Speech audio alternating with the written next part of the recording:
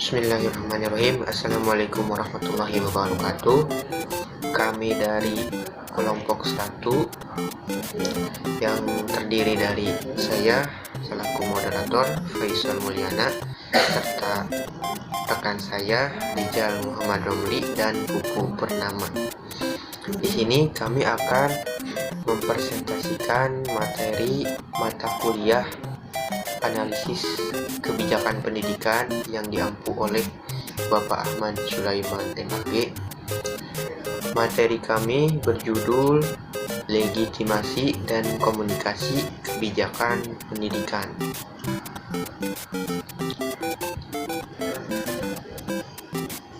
Baik, materi ini akan dipaparkan oleh saya terlebih dahulu. Nah, apa sih yang dimaksud dengan legitimasi kebijakan pendidikan itu? Nah, di sini ada pengertian legitimasi. Jadi, pengertian legitimasi ini adalah sebuah pemberian wewenang yang diberikan terhadap lembaga untuk membuat dan melaksanakan sebuah keputusan sebagai bentuk pengesahan atas dasar persetujuan masyarakat. Jadi, legitimasi ini memiliki pengertian pemberian wewenang kepada lembaga untuk membuat dan melaksanakan sebuah keputusan. Lalu, apa yang dimaksud dengan legitimasi kebijakan pendidikan? Nah, di sini ada beberapa sub. Legitimasi kebijakan pendidikan diantaranya kebijakan publik dalam memberikan wewenang. Artinya, publik atau pemerintah telah memberikan wewenangnya kepada lembaga pendidikan tersebut untuk membuat dan melaksanakan keputusan. Lalu harus ada pengakuan masyarakat terhadap kebijakan yang telah ditetapkan oleh lembaga pendidikan tersebut. Nah, setelah pemerintah memberikan wewenangnya terhadap sebuah lembaga pendidikan, maka harus dilegitimasikan, yaitu dengan pengakuan masyarakat, ya, pengakuan masyarakat terhadap kebijakan yang diputuskan oleh lembaga pendidikan tersebut. Nah, selanjutnya dapat terlaksananya program kegiatan yang telah diberi kewenangan. Maksudnya di sini lembaga pendidikan tersebut dapat melaksanakan keputusan kebijakan yang telah dibuat. Nah, selanjutnya di sini ada proses legitimasi kebijakan pendidikan. Nah, prosesnya adalah mengambil simpati masyarakat. Dalam arti dalam proses legitimasi kebijakan pendidikan itu harus mengambil simpati masyarakat. Nah, diantaranya yaitu dengan simbolis, yakni dengan mengedepankan kepercayaan pada masyarakat secara simbolis, yaitu berupa simbol-simbol seperti penghormatan, nilai-nilai budaya, juga tradisi dan kepribadian. Nah, contoh kegiatannya yaitu pementasan wayang dan upacara kenegaraan. Lalu, menjanjikan kemakmuran kepada rakyat. Contohnya, menyediakan fasilitas kesehatan dan pendidikan yang lebih baik, menjamin ketersediaan pangan yang dibutuhkan masyarakat, menciptakan lebih banyak lapangan kerja, menjanjikan fasilitas produksi pertanian, telekomunikasi, transportasi, serta modal yang cukup. Dan yang ketiga, material, yaitu untuk menentukan wakil rakyat atau presiden, perdana menteri, dan yang lainnya dengan mengadakan pemilihan umum.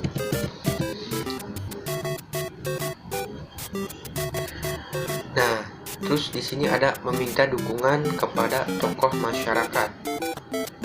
Maksudnya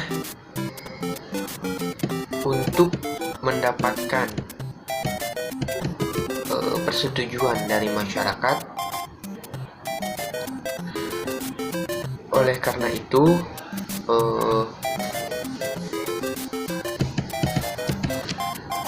lembaga pendidikan harus berdiskusi atau meminta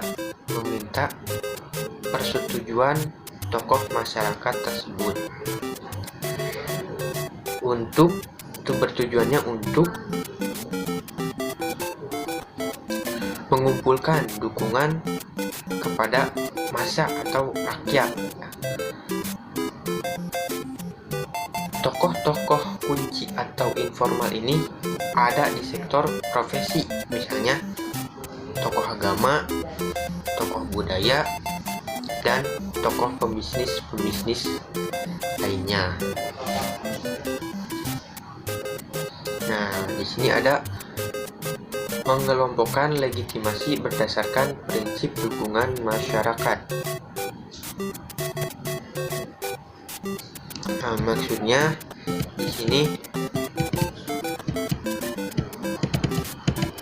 menurut Andrian, mengelompokkan legitimasi berdasarkan prinsip dukungan dan pengakuan dari masyarakat kepada pemerintah terbagi menjadi 5 tipe, yakni legitimasi tradisional, legitimasi ideologi, legitimasi kualitas pribadi, legitimasi prosedural, dan yang terakhir legitimasi instrumental.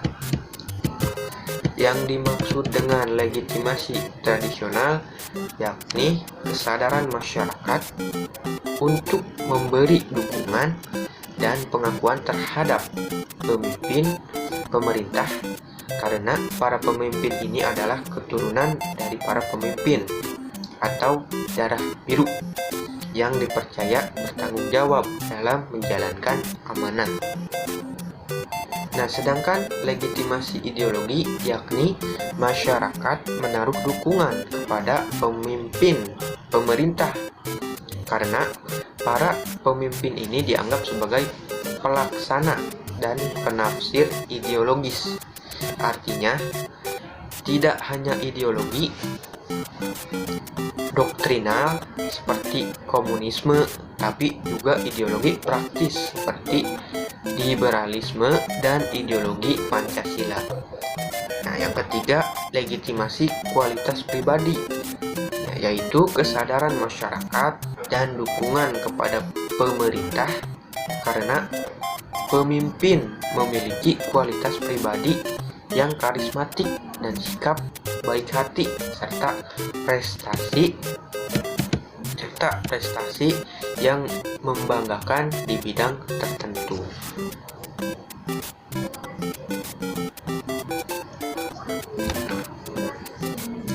Nah, yang keempat, legitimasi prosedural, yakni pemimpin memiliki kewenangan menurut tata cara yang ditetapkan undang-undang hingga masyarakat memberikan persetujuan dan dukungan kepada pemerintah. Yang terakhir, legitimasi instrumental, yaitu masyarakat memberikan kesadaran dan dukungan terhadap dan dukungan kepada pemerintah karena pemimpin tersebut menjamin atau menjanjikan kesejahteraan materi kepada masyarakat. Nah, yang selanjutnya di sini ada problema legitimasi kebijakan pendidikan. Nah, diantaranya kehendak yang membuat kebijakan sebelumnya ingin tetap dipertahankan. Maksudnya di sini ialah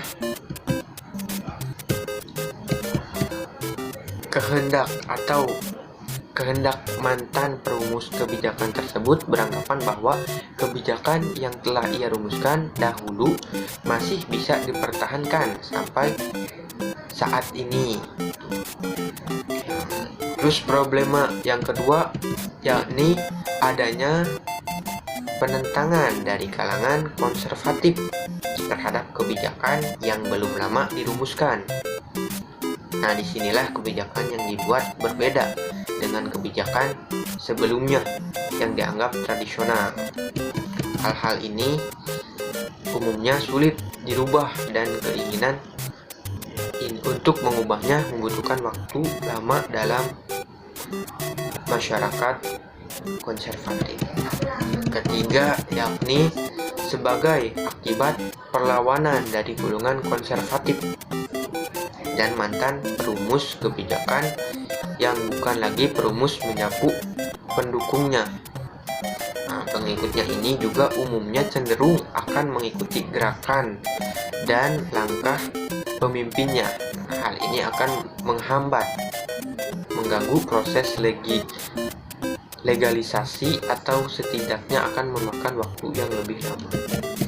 Nah, keempat yakni adanya kekuatan dari kelompok yang memiliki persepsi, visi misi dan kepentingan yang tidak sama dengan para perumus dan legitimator. Nah, yang selanjutnya akan dipaparkan oleh rekan saya kepada rekan saya. Persilakan. Bismillahirrahmanirrahim. Assalamualaikum warahmatullahi wabarakatuh. Terima kasih kepada moderator yang telah memberikan kesempatan kepada saya untuk memaparkan materi selanjutnya. Di sini saya akan memaparkan materi mengenai komunikasi dan juga definisi dari komunikasi kebijakan pendidikan.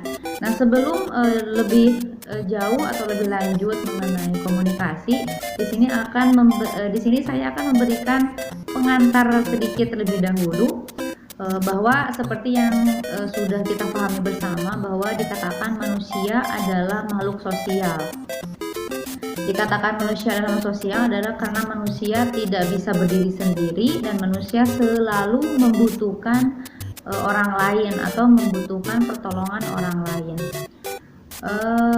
Ada dua ciri yang dikatakan manusia adalah makhluk sosial. Di antaranya itu adalah yang pertama manusia berinteraksi, kemudian yang kedua itu adalah manusia berkomunikasi. Berinteraksi menurut KBBI adalah saling mempengaruhi, saling menarik, saling memberi, dan saling menerima. Jadi dapat diartikan bahwa interaksi itu adalah satu pertalian antara individu atau antara manusia yang satu dengan manusia yang lain, atau bisa juga lebih seperti itu. Kemudian komunikasi itu apa? Kalau menurut KBBI, komunikasi adalah pengiriman atau penerimaan pesan atau berita antara dua orang atau lebih sehingga pesan yang dimaksud dapat dipahami atau dapat dimengerti. Bisa diartikan, jadi komunikasi itu adalah suatu kegiatan yang memerlukan partisipasi atau dukungan manusia dalam rangka mencapai tujuan, begitu. Selanjutnya itu ada yang berkaitan dengan komunikasi yang akan saya bahas, yakni ada istilah lain, diantaranya adalah komunikan dan komunikator. Apa sih itu komunikan? Komunikan itu adalah penerima pesan. Kalau komunikator adalah penyampai atau pemberi pesan.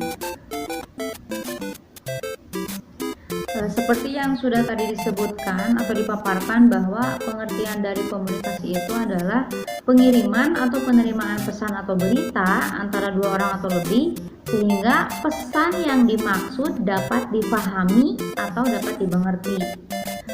Kalau misalkan pesan yang dimaksud itu tidak dapat dipahami atau tidak dapat dimengerti atau bahkan menimbulkan hal-hal yang di luar maksud, berarti itu ada istilah lain atau sering kita sebut dengan miskomunikasi, seperti itu. Nah, komunikasi ini berasal dari bahasa Inggris communication atau berasal dari bahasa Latin communicatio dari kata communis yang berarti sama. Sama di sini artinya komunikasi itu bisa diartikan bahwa adanya kesamaan makna mengenai apa yang menjadi bahan pembicaraan.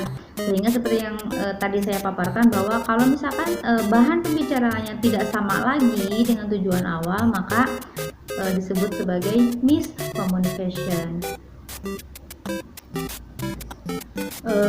Di sini juga disebutkan bahwa fungsi dari komunikasi itu di antara lain adalah agar manusia dapat mengontrol lingkungan sekitarnya, beradaptasi dengan lingkungan tempat tinggal, serta melakukan transformasi warisan sosial kepada generasi berikutnya. Artinya di sini melakukan transformasi warisan sosial kepada generasi berikutnya. Begini, kalau tidak ada komunikasi, generasi selanjutnya tidak akan tahu atau tidak akan paham mengenai sejarah bagaimana kehidupan yang lalu, begitu. Jadi dengan adanya komunikasi, dengan adanya penyampaian pesan, maka generasi muda menjadi paham atau menjadi tahu mengenai permasalahan atau sejarah di masa lalu. Melalui komunikasi yang baik, hubungan antara manusia dapat dipelihara dengan baik pula. Dengan adanya komunikasi, manusia yang hidup sebagai makhluk sosial bisa menambah dan memperbanyak sahabat, rekan, rezeki, serta mampu menjaga hubungan yang baik dengan sekitarnya. Efek komunikasi selalu memiliki efek pada satu atau lebih orang yang terlibat dalam tindakan komunikasi. Dalam perilaku komunikasi atau komunikasi pada beberapa konsekuensi, dan efek komunikasi dapat terjadi secara kognitif, emosional, dan perilaku. Contohnya begini, efek komunikasi kognitif. Kalau misalkan kita sebagai seorang guru di kelas, ketika kita misalkan menjelaskan materi, kemudian si anak yang asalnya tidak paham menjadi paham, yang asalnya tidak bisa menjadi bisa, maka itu komunikasi kognitifnya tercapai, begitu. Kemudian yang contoh efek komunikasi yang terjadi secara emosional, ketika seorang guru taman kanak-kanak sedang mendongeng kepada anak-anaknya itu terbawa suasana, misalkan bagaimana suara ketawa orang jahat kayak hahaha, mereka ikut tegang, atau misalkan ketika bagian tokoh dalam dongeng mengalami kesedihan, anak-anak ikut sedih, ikut terenyuh, itu berarti efek komunikasi emosionalnya tercapai.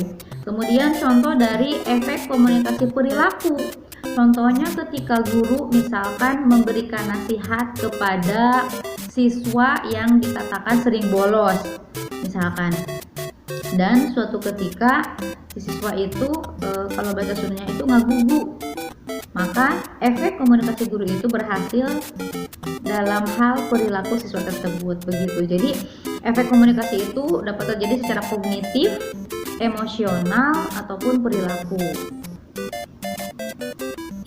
Selanjutnya yaitu mengenai pengertian komunikasi kebijakan pendidikan. Komunikasi dalam kebijakan pendidikan merupakan pengenalan sesuai rencana-rencana kebijakan pendidikan yang telah dilegitimasikan, sehingga komunikatornya sudah tadi saya paparkan bahwa komunikator itu adalah penyampai pesan atau pemberi pesan, sehingga komunikatornya ialah para pemeran yang sesuai rencana-rencana kebijakan pendidikan, sedangkan komunikan itu adalah penerima pesan,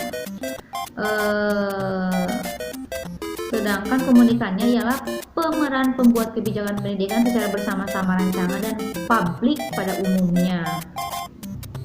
Mengenai materi yang dikomunikasikan ialah yang berkaitan dengan rencana-rencana kebijakan tersebut, isinya tercapai beserta penjelasannya. Sebagai itu pemeran kebijakan pendidikan berhubungan dengan perangkatnya menyebarkan melalui rumusan-rumusan kebijakan yang terkandung tersebut kepada publik. Komunikasi dibutuhkan dalam pelaksanaan kebijakan, tidak terkecuali dalam pelaksanaan kebijakan pendidikan. Karena itu memiliki dua alasan, yaitu supaya khalayak atau masyarakat atau publik memahami lebih dalam serta menghindari kesalahpahaman. Terima kasih, itu saja yang dapat saya sampaikan. Kurang lebihnya mohon maaf. Sekian dari saya. Terima kasih. Wassalamualaikum warahmatullahi wabarakatuh. Baik, terima kasih kepada moderator. Untuk selanjutnya itu saya akan melanjutkan pembahasan materi tentang model komunikasi kebijakan pendidikan. Model komunikasi kebijakan pendidikan dibagi menjadi 3, yaitu ada komunikasi satu arah, komunikasi dua arah, dan komunikasi multi atau transaksional.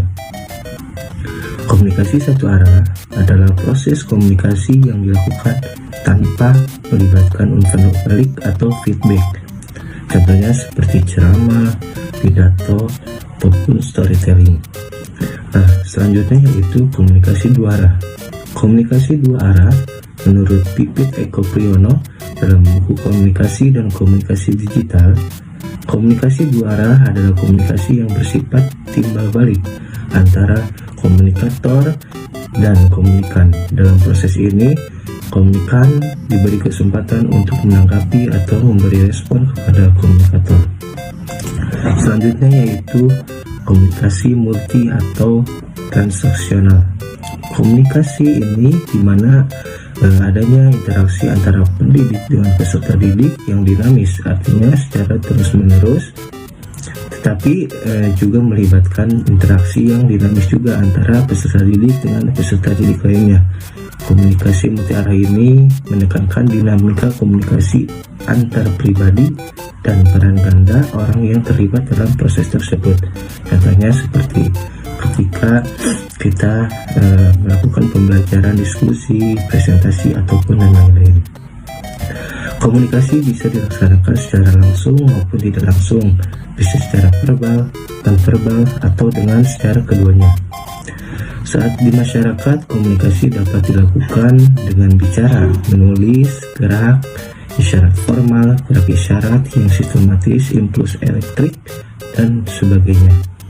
Pada dasarnya, apapun model komunikasi dan cara penyampaiannya benar, maka komunikasi memiliki 3 komponen penting, yaitu yang pertama, pengirim, pesan, dan penerima.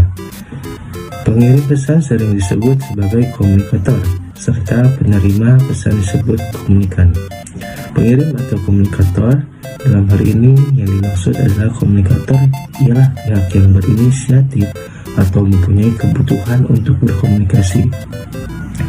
Pihak di sini bisa seseorang diri, kelompok, organisasi, atau bahkan suatu negara. Pesan yaitu apa yang dikomunikasikan oleh komunikator ke komunikan. Pesan bisa berupa simbol, verbal maupun non-verbal yang bertindak sebagai wakil dalam hal perasaan, nilai, gagasan, maksud, tujuan, ataupun yang lainnya. Pesan yang berupa simbol verbal yaitu kata-kata dalam bahasa, sedangkan pesan yang non-verbal yaitu dapat berupa tindakan, gerak, isyarat, anggota tubuh, atau melalui musik, lukisan, dan sebagainya. Penerima komunikan yaitu orang yang menerima pesan dari komunikator, sedangkan pesan baik dalam verbal maupun non-verbal yang diperoleh komunikan hendak diterjemahkan dan ditafsirkan menjadi ide-ide yang bisa dipahami.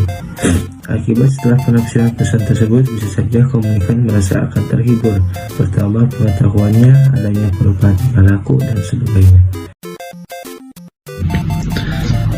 Baik, untuk selanjutnya yaitu problematika komunikasi kebijakan pendidikan. Terdapat 3 sumber yang menyebabkan problema dalam komunikasi kebijakan pendidikan.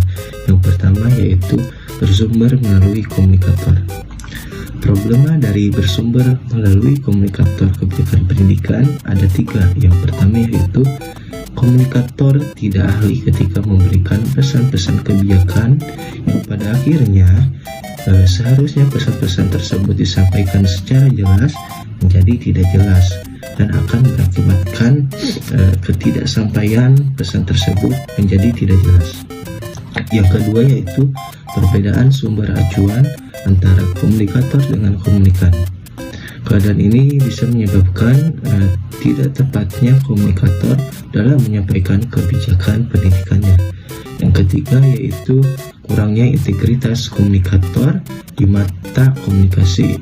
Nah, artinya kredibilitas komunikator mencakup banyak hal, mulai dari tingkat ketokohannya di masyarakat, karakternya, serta kemampuannya. Yang selanjutnya itu bersumber dari pesan itu sendiri. Yang pertama, rumusan kebijakan yang kurang jelas. Rumusan yang tidak jelas mengakibatkan penerima pesan tersebut juga tidak jelas dalam menerima pesan tersebut. Yang kedua yaitu rumusan kebijakan yang asing. Artinya rumusan kebijakan yang asing hendak memberi peluang penolakan dari masyarakat. Sumber acuan yang telah dimiliki oleh masyarakat mengakibatkan terjadinya penolakan terhadap hal-hal yang baru atau yang asing tersebut. Yang ketiga yaitu kebijakan yang terlalu ideal dan kurang realistis atau kurang nyata. Hal ini akan mengakibatkan komunikan tidak peduli terhadap pesan karena hanya dianggap omong kosong belaka yang tidak mungkin dapat dilakukan. Yang selanjutnya yaitu bersumber dari komunikannya. Yang pertama yaitu komunikan yang heterogen. Nah, maksudnya dari heterogenitas ini ialah bisa jadi dalam hal tingkat pendidikannya, perbedaan etnik, suku, budaya, agama, kepercayaan, dan lain-lain. Karena heterogenitas ini mengakibatkan kesulitan saat mencari bahasa yang sesuai untuk mereka, karena apabila mereka menggunakan bahasa yang tinggi akan sulit dipahami oleh masyarakat atau rakyat yang kebanyakan.